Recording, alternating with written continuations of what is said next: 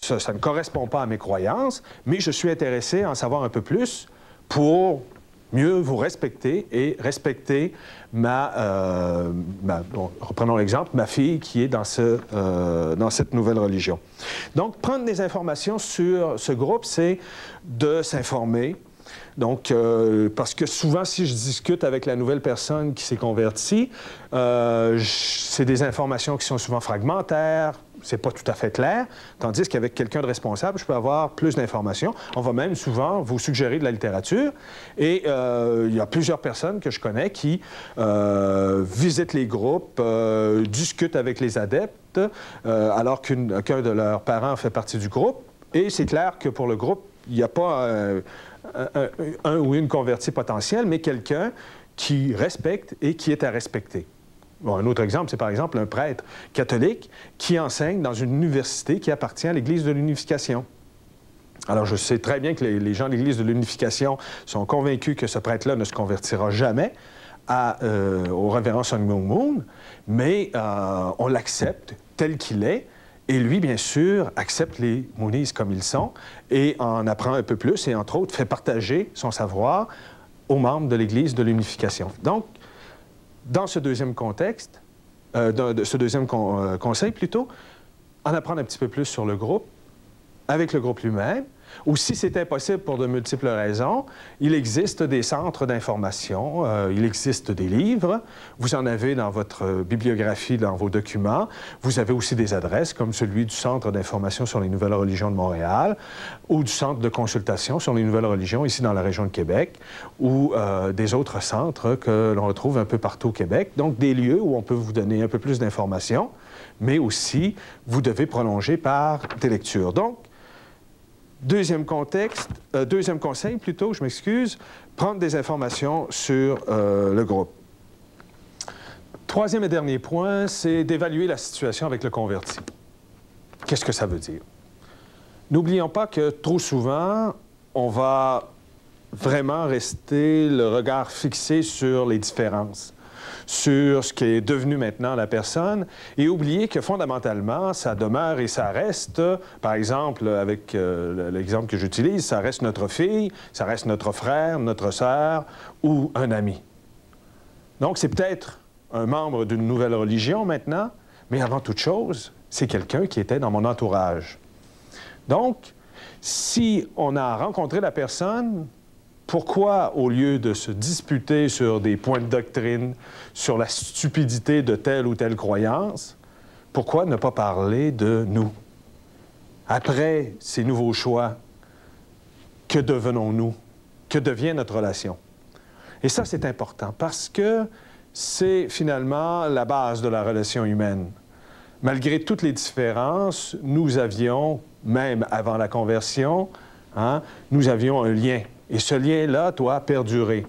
Donc, essayez de parler de quelles sont les transformations qui s'opèrent dans cette nouvelle relation, comment maintenant on va gérer telle ou telle chose.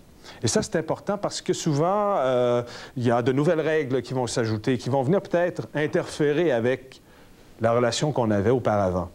Je pense, par exemple, certaines nouvelles religions vont interdire telle ou telle célébration. Par exemple, la fête de Noël, eh bien, on doit essayer de se trouver un terrain où on est capable maintenant d'évoluer ensemble, de s'accomplir, malgré ces différences.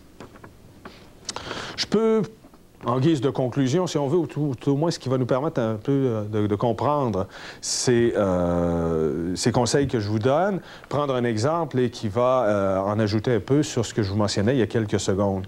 L'exemple, c'est d'un père de famille qui a vu sa jeune fille de 20 ans, tout à coup, adhérer à une nouvelle religion. Et la première réaction qu'a eue ce père de famille-là, ça a été une réaction de frustration, comme je vous mentionnais tout à l'heure, mais vraiment d'agressivité. Et tellement agressif qu'il a même imaginé, ou tout au moins un fantasme, d'engager un tueur à gages pour tuer le dirigeant de ce groupe-là. Bon, heureusement, il ne l'a pas fait, mais ça a permis tout au moins d'évacuer l'agressivité qu'il habitait. Donc, ce père de famille, dans un premier temps, était complètement révolté et se disait « ça n'a pas de bon sens ». Et vous allez voir, sorti plusieurs éléments fort intéressants. Comme le premier élément qu'il a partagé avec moi, c'était comment cette jeune fille, qui a une tête sur les épaules, a pu tout à coup adhérer à ce groupe-là. Mais là où ça a été très révélateur, c'est lorsque je lui ai conseillé de garder le contact, il a eu l'idée d'inviter sa fille régulièrement à manger au restaurant, par exemple, sur l'heure du dîner, car il soupçonnait que sa fille avait une diète alimentaire faible et que c'était pas bon pour sa santé. Donc, il l'invitait régulièrement au restaurant. Par la suite, il me disait, finalement, c'est une bonne chose, car depuis quelque temps, je pense que je la négligeais un peu. Je suis quelqu'un d'assez froid et on a eu quelques querelles à la fin de son adolescence et petit à petit, on s'était peut-être un peu distancé. Il dit là, il me semble qu'on se rapproche.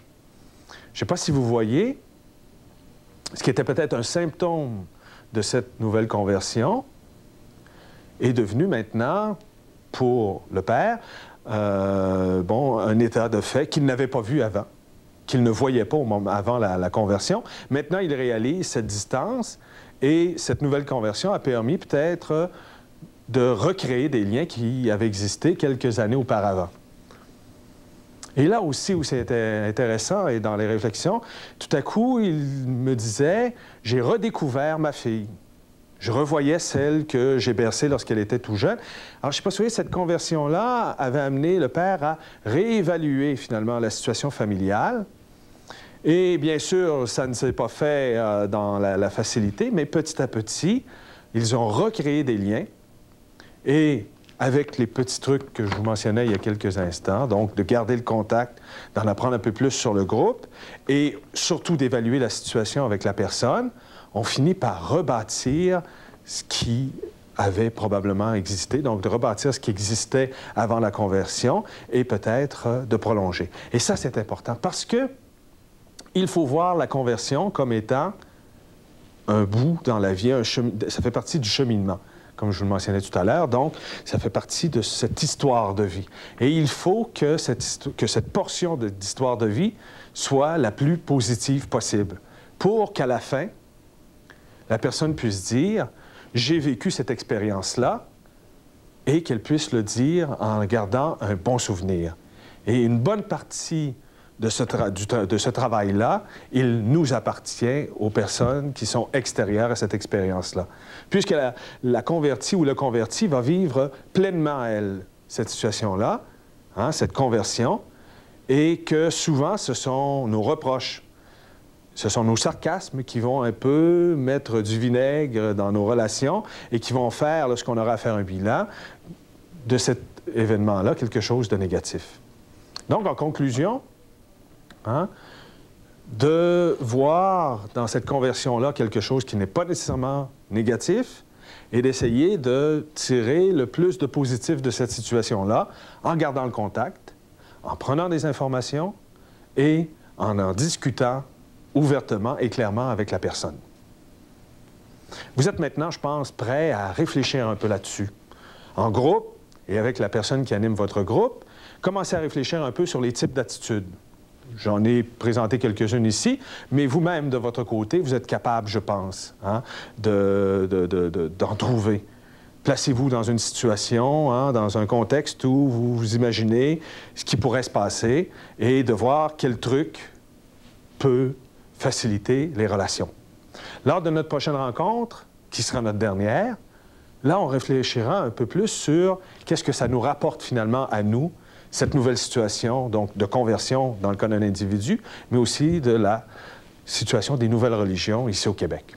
Donc d'ici là, bonne réflexion sur les attitudes à adopter et déjà commencer à penser un peu aux attitudes à développer, à ce que peut nous rapporter les nouvelles religions.